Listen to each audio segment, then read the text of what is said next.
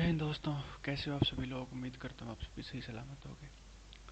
RRB ALP technician 2024 previous year questions set number 9 में आपके लिए लेके आ चुका हूँ। सबसे पहले थोड़ा अपने बारे में बता देता हूँ। This is my YouTube channel on which you are using watching the YouTube video. Okay, और साथ के साथ आप ये जो है टेलीग्राम चैनल भी ज्वाइन कर सकते हो। ठीक है, तो चलिए आज का बिना किसी देरी के शुरू करते हैं आज के हमारा सुविचार के साथ। यूं जमीन पर बैठकर क्यों आसमान देखता है, पक्कों को खोल जमाना सिर्फ उड़ान देखता है। Nobody is going to ask or see your struggle until you get success. Okay, बेटा स्ट्रगल से कुछ नहीं होता जिंदगी में, सक्सेस होनी चाहिए। ओके, चलिए शुरू करते हैं आज का हमारा पहला क्वेश्चन आपके स्क्रीन पर। Now this is a question for time and work. Okay, A can do work in A 15 days while working together. Okay, थोड़ा सा मैं चेंज कर लेता हूँ colour. I think this one would be the best.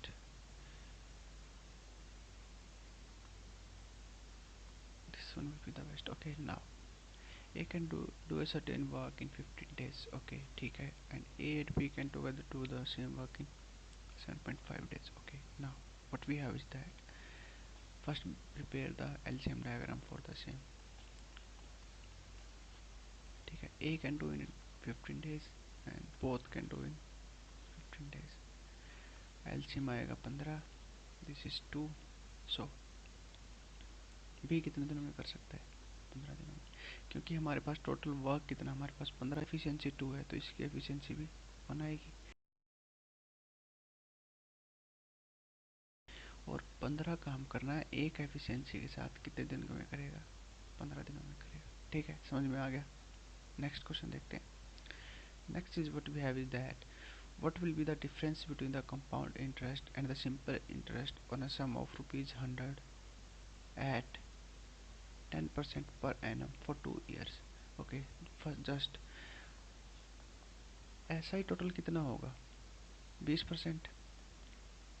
20% होगा, क्योंकि ऐसा ही हम डायरेक्ट निकालते हैं। वही सी आई की अगर मैं बात करूँ, सी आई होता है सक्सेसिव, तो 10 प्लस में 10 प्लस में 10 इंटू में 10 डिवाइड बाई में 100, तो ये कितना आएगा, 21%। तो सी आई और एस आई का डिफरेंस कितना है, दैट इज़ 1%। ओके, सो हमें 1% की वैल्यू फाइंड आउट करनी है, but what we have given is that 100% value is given like that 100 rupees. So 1% की वैल्यू कितनी गिवन है, 1 रुपये, तो कितना आ जाएगा, 1 rupees will be the correct answer. Okay, next. Now reminder theorem से काफ़ी इंपॉर्टेंट क्वेश्चन, मुझे काफ़ी अच्छा लगा personally. I like the question but I am not liking the ink. Okay, now what we have given is that 5 की power 501, okay, and it divided by 126. What we have what has been asked is the remainder of the given question. Okay, just okay, look after the concept. Okay, देखो जब भी इतनी बड़ी आपको मान लो 126 दे रखी है, देखो 5 की पावर में कौन सा नंबर है जो 126 के आसपास आता है। मुझे ऐसा लगता है कि 5 की power 3। If I will do 5 power 3 and इसको मैं 5 से डिवाइड करता हूँ, दैट इज 167। ठीक है, तो देखो अगर मैं यहाँ पे लिख दूँ 125 अपॉन में 126 की पावर 167, अगर मैं 125 को 126 को अगर मैं इसे डिवाइड करता हूँ तो हमारा रिमाइंडर क्या आता है, 1 - 1। अगर मैं इसको सॉल्व करता हूँ, ठीक है, तो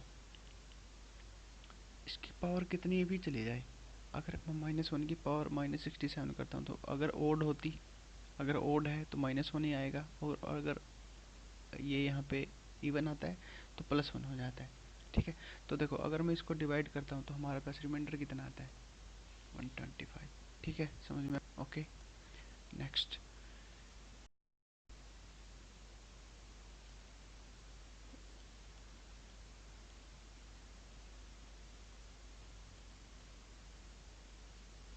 नेक्स्ट क्वेश्चन देखते हैं।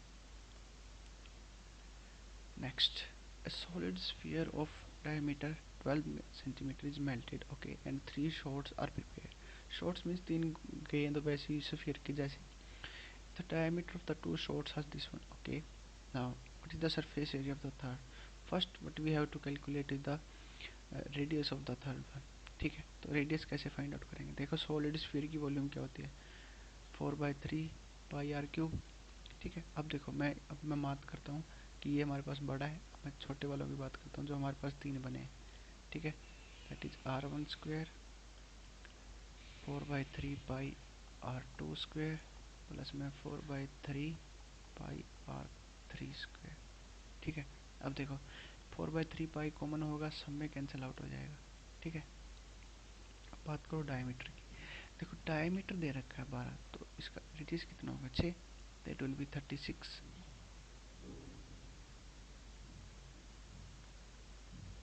इट विल बी 6 का cube. Okay, it will be, wait a minute, इसका 6 का क्यूब r1 मतलब 3 का क्यूब प्लस में 5 का क्यूब प्लस में r3 का क्यूब.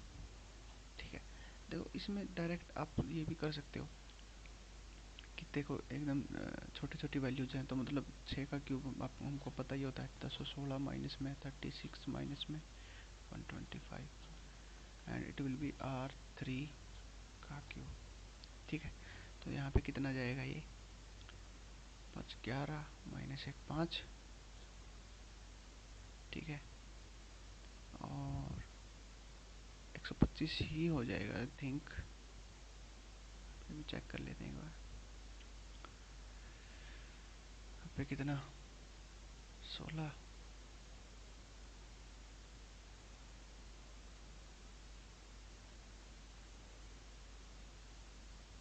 25 और 36.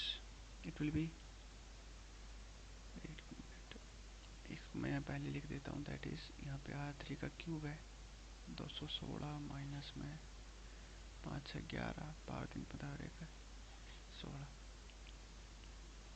16.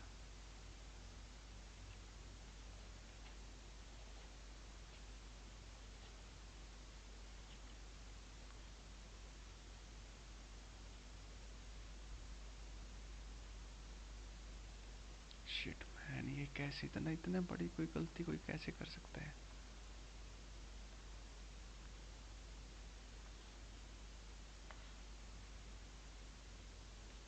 इट विल बी 3 का क्यूब एंड 3 का क्यूब 27 होता. I am really sorry for that. तो यहाँ पे कितना आ जाएगा 125 152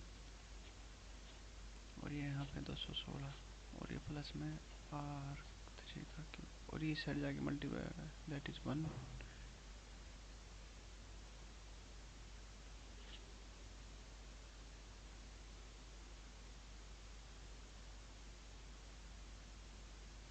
ओके, दैट r क्यूब. हमारे पास रेडियस कितनी आ जाएगी r3.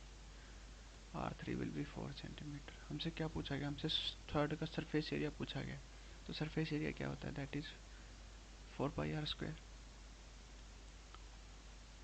क्या होता है 4 पाई r स्क्वायर. r हमारे पास 16, तो इट विल बी 64 पाई.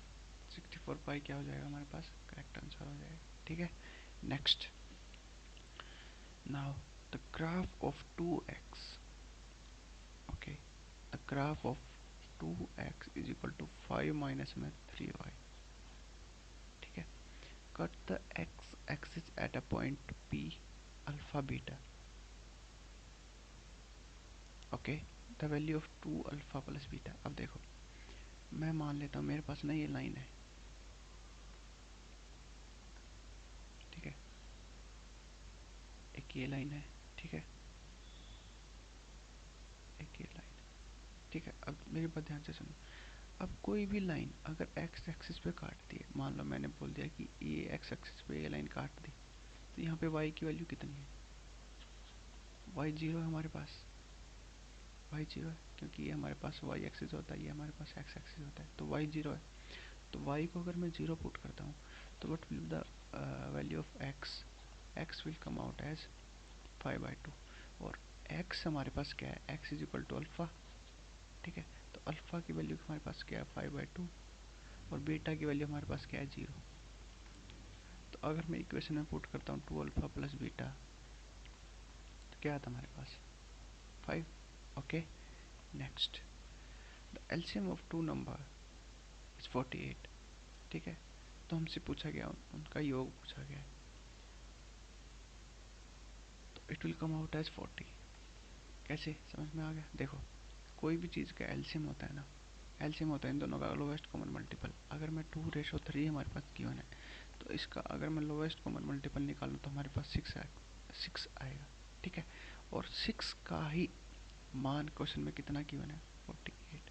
तो कितनी यूनिट है, 8 यूनिट है। बट एक यूनिट की वैल्यू हमारे पास 8 आ गई, तो what have been calculated that we have to calculate the sum of the numbers, and दोनों का सम कितना है, 5 यूनिट। तो अगर एक यूनिट का वैल्यू 8 है, तो 5 यूनिट की वैल्यू मल्टीप्लाई में 8 कितनी होगी, 40, ठीक है। समझ में आ गया। नेक्स्ट क्वेश्चन चेक करो, what is the least number when multiplied by 28 form a perfect square. Direct question option.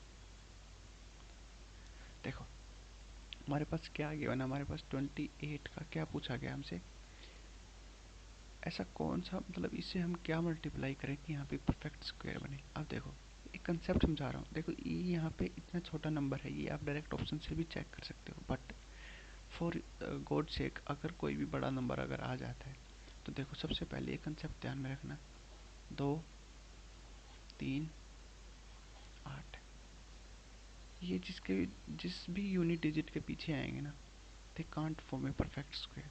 वो किसी भी परफेक्ट स्क्वायर का नंबर नहीं होता, परफेक्ट स्क्वायर, ठीक है। समझ में आ गया। अब देखो, अगर मैं 28 को 14 से मल्टीप्लाई करूँ, यूनिट डिजिट हमारे पास 2 आएगा, तो ये तो कतई नहीं हो सकता। अब ये यहाँ भी 2 आएगा, अब हमारे पास ये बच गया। अब 28 को 2 से मल्टीप्लाई करेंगे, कितना आता है, 56। तो 56 क्या परफेक्ट स्क्वायर है, नहीं। तो एक ही ऑप्शन बचा हमारे पास उससे, ठीक है। नेक्स्ट ऑप्शन देखो, the reflection of A point 2, 3 on the x axis is. देखो, रिफ्लेक्शन की बात करते हैं, रिफ्लेक्शन आपको पता होता है क्या होता है, ठीक है। अब देखो, ये हमारे पास एक दो, मैं मान लेता हूँ कि ये हमारे पास 2 है, ठीक है, और ये हमारे पास 3 पॉइंट है, ठीक है। तो अभी क्या बोला, the reflection of the point on X axis. अगर एक्स एक्सिस के ऊपर हम रिफ्लेक्शन देखेंगे, तो the value of X does not change, only the value of Y will come goes to minus, and that will be -3। So what will be the answer, that is 2 and -3। Okay, next option देखते हैं, next question देखते हैं, sorry. The ages of X and Y are in the ratio, ठीक है। Okay, okay. देखो, अभी ना मैंने जो डेली डेली डोज सीरीज है जो आपकी, उसमें ना एक कंसेप्ट आपको समझाया था, ठीक है, कि अगर इनिशियल एज गिवन है, फाइनल एज गिवन है, और उसके अंदर का चेंज गिवन है, तो डायरेक्ट कुछ नहीं करना, मल्टीप्लाई करो and make them equal. Okay, देखो यहाँ पे कितना आ जाएगा, 2, और यहाँ पे कितना आ जाएगा, 6। तो एक यूनिट की वैल्यू कितनी आ गई, 3। तो बेटा वाई का वर्तमान आयु, वाई की वर्तमान आयु अगर 5 यूनिट है, तो अगर 5 यूनिट की वैल्यू कितनी हो जाएगी, मल्टीप्लाई में 3, it will give you 15 years. 15 years का करेक्ट आंसर हो जाएगा। Next, what is the mean of this one. Mean क्या होता है, देखो मीन होता है एवरेज कह लो आप, ठीक है। अब मैं मीन निकालूंगा, ठीक है। देखो, मैंने कोई भी नंबर मान लिया, मैंने 9 मान लिया कि 9 है इसका मीन, तो ये कितना कम है, 9 से -7, -4, -1, +5, +12, ठीक है। अब देखो, अब ये यहाँ से कैंसिल हो जाएगा, अब हमारे पास बच गया कितना, +5। अगर +5 हमारे पास, और नंबर कितने हैं, 5, तो पाँचों को बराबर में अगर मैं बांट दूँ, तो हमारे पास एक और वो एक ऐड हो जाएगा, तो हमारे पास मीन कितना आ जाएगा, 10, ठीक है। नेक्स्ट क्वेश्चन देखते हैं, what is the mode. Mode क्या होता है, कोई भी नंबर बहुलक, बहुलक मतलब जो बहुत ज़्यादा बार आया है एक सीरीज में। देखो, ये एक बार आया है, ये 2 बार आया है, ये भी एक बार आया है, ये 3 बार आया है, तो मोड कितना हो जाएगा इसका, 24। नेक्स्ट ऑप्शन चेक करो।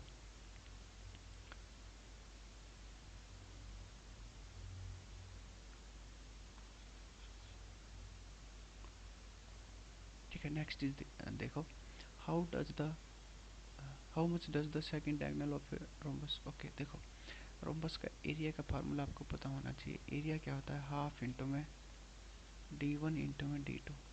ठीक है, हाफ इंटू में d1, d1 की वैल्यू हमारे पास 6 दे रखी है, d2 हमें फाइंड आउट करना है और एरिया हमारे पास 96 दे रखा है। तो d2 कितना आ जाएगा, 32, 32 सेंटीमीटर इसका आंसर हो जाएगा। ठीक है,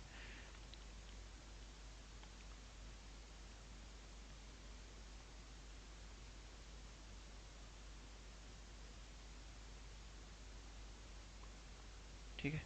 नेक्स्ट क्वेश्चन देखो, सिकेंड 30 प्लस कोसिकेंड 30। देखो सिकेंड 30 और कोसिकेंड 30 एक दूसरे के रिवर्स होते हैं। ठीक है, तो कोस 30 क्या होता है, √3/2, √3/2। तो सिकेंड 30 क्या होता है, 2 में √3। देखो 2√3, √3 तो नीचे आने वाला है। देखो मैं यहाँ पे सोल्व भी कर देता हूँ। 2√3 एलसीएम होगा, 3 प्लस में 4, दैट इज 7 में 2√3।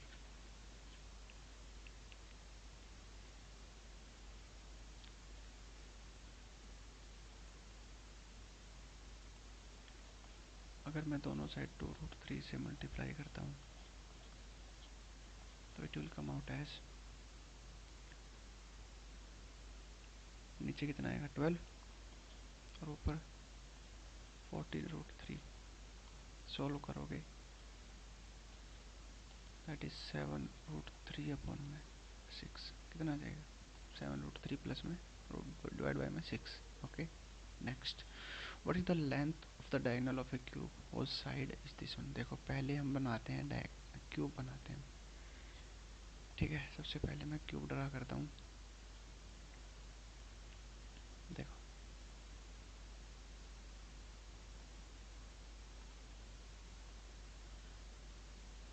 ठीक है, ये हमारे पास क्यूब हो गया।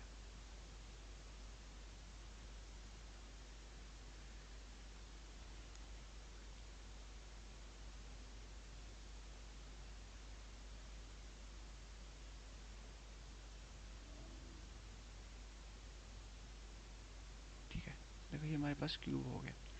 तो इससे पूछा है डायगोनल, डायगोनल क्या होगा, व्हाट इज द डायगोनल।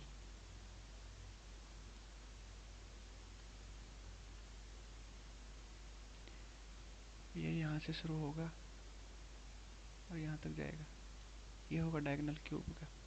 ठीक है, अब देखो, अब इसमें ना दो हमारे पास दो क्या बनते हैं, दो डायगोनल बनते हैं हमारे पास। ठीक है, एक की अगर मैं बात करूँ तो एक हमारे पास ये होगा। ठीक है, अब इसको जो सा 3D में विजुअलाइज करेंगे हम, तो देखो ये जो एक ट्रायंगल बने है ये भी एक राइट एंगल ट्रायंगल है। ठीक है, मैं नाम लिख देता हूँ, जैसे ABCD। सबसे पहले देखो इसकी साइड क्या है, 3 सेंटीमीटर है। सबसे पहले जो ट्रायंगल है ABC, अगर मैं ट्रायंगल ABC की बात करूँ, देखो मैं समझाने के लिए लिख रहा हूँ, just make you understand that how this concept work. Okay, तो इसकी वैल्यू क्या आ जाएगी, 3√2। AC की वैल्यू हमारे पास कितनी आ जाएगी, AC की वैल्यू कितनी आ जाएगी, 3√2। ठीक है, ठीक है, अब हमारे पास ये यहाँ पे आ गया 3√2। Again this is again what, 3। तो देखो अब एंगल, अगर मैं ट्रायंगल किसकी बात करूँ, अगर मैं ट्रायंगल बात करूँ ACD, अगर मैं ट्रायंगल ACD की बात करता हूँ तो ये क्या है, ये अगेन राइट एंगल ट्रायंगल है और इसमें भी हमारे पास वही जो है इक्वेशन लगेगी, पाइथागोरस थ्योरम लगेगी। ठीक है, अब हमारे पास एच, एच हमारे पास क्या है, AD, जो हमें फाइंड आउट करना है। ठीक है, तो देखो यहाँ पे कितना आएगा, that is H² = P²। P कितना है हमारे पास, परपेंडिकुलर, दैट इज 3 9 प्लस में 9 2 8, इट विल बी 27। और 27 का मतलब कितना आएगा, 3√3। तो ये कितना आ जाएगा हमारे पास, 3√3। ठीक है, next, what is the value of 10% of 1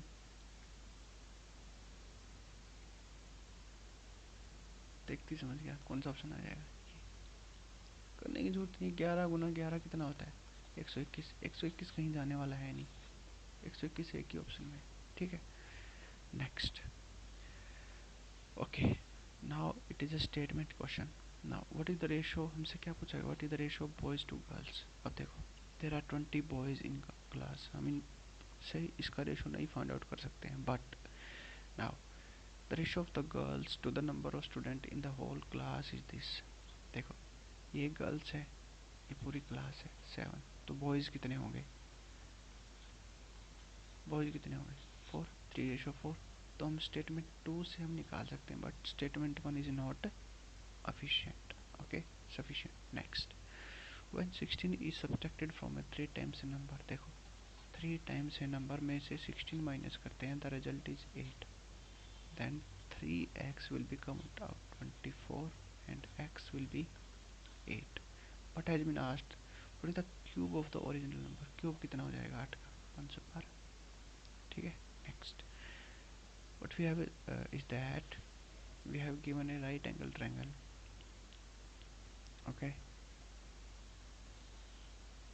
एक राइट एंगल ट्रायंगल हमको गिवन है। ठीक है, at Y this is X Y Z. Okay, so if X is 45 then secant z, if angle x is then secant z। देखो secant z, ये हमारे पास क्या परपेंडिकुलर, ये हमारे पास बेस, ये हमारे पास हाइपोटेन्यूज। तो secant z क्या होगा, सबसे पहले secant z की बात करते हैं। तो secant z हमारे पास क्या होगा,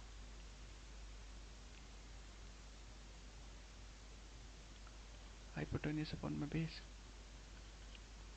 ठीक है, अब देखो ये 45 है तो ये भी 45 होगा, ऑब्वियस सी बात है।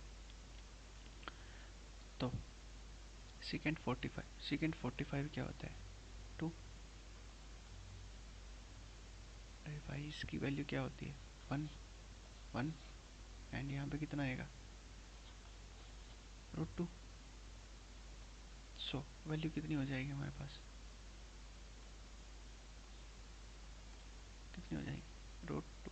√2 हमारे पास इसका करेक्ट आंसर होगा। ठीक है, नेक्स्ट क्वेश्चन देखते हैं। Today's last question for this mock test. Okay, now ये आप होमवर्क कर लेना। ठीक है, होमवर्क मतलब कमेंट सेक्शन में बताना। ठीक है, बहुत ही इजी क्वेश्चन है।